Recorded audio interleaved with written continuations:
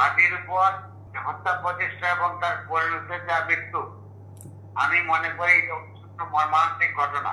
এটা যারা করেছে আমি মনে করি সেইটা বাংলাদেশের বিরুদ্ধে তারা কাজ করেছে।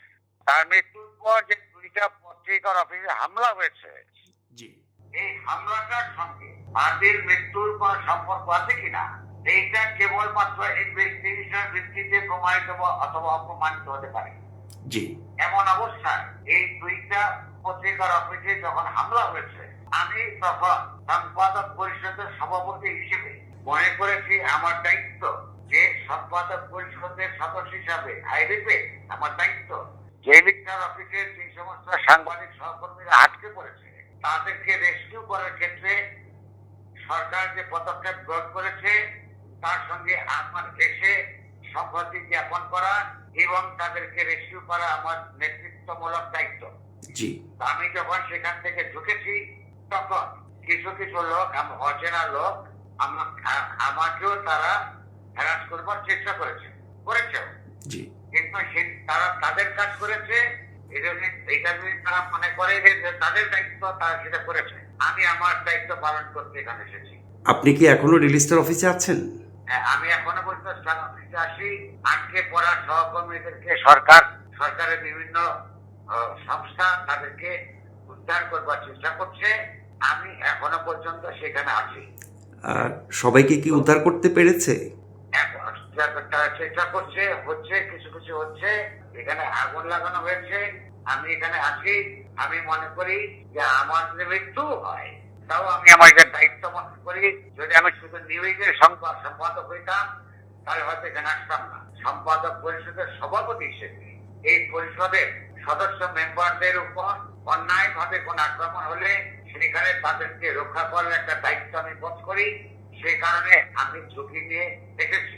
এইটার জন্য যা হয় হবে, আমি মনে করি আমি অত্যন্ত চিন্তিত। এই ঘটনাটা বাংলাদেশের ভাবমূর্তি আগামীকাল সারা পৃথিবীতে পূর্ণ করবে এবং আমার দেশের গণতান্ত্রিক উত্তরের ক্ষেত্রে এটা কোনো সহযোগিতা করবে না। আমি মনে করি যে হাদিকে যারা হত্যা করেছে তাদেরকে সুষ্ঠু ইনভেস্টিগেশনের ভিত্তিতে তাদেরকে শনাক্ত করে কঠিন শাস্তি দেওয়া দরকার। আর সেই ইনভেস্টিগেশন পূর্বেই যারা বিভিন্ন পত্র পত্রিকার অফিস আক্রমণ করে সেইটার মধ্যে আমি এক ধরনের দায়িত্বহীনতা লক্ষ্য করি। দেশকে ভালোবাসা যেমন জরুরি, কিন্তু এমন কোন কাজ করা উচিত না এটা ইনভেস্টিগেশনের পরিপ্রেক্ষিতে প্রমাণ হওয়ার আগে কাউকে আক্রমণ করা। এটা আমার দেশ, আমাদের যেমন দেশ, আমারও তেমন দেশ। সেই দেশের ভাবমূর্তি ক্ষুণ্ণ করা বাংলাদেশের স্বার্থের জন্য ক্ষতিকর বলে আমি মনে করি।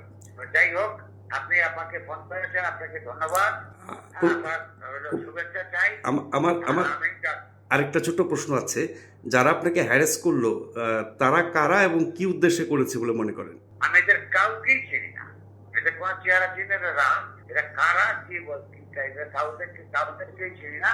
তারা আমার দিকে মনে মনে হাস্যকর লেগেছে।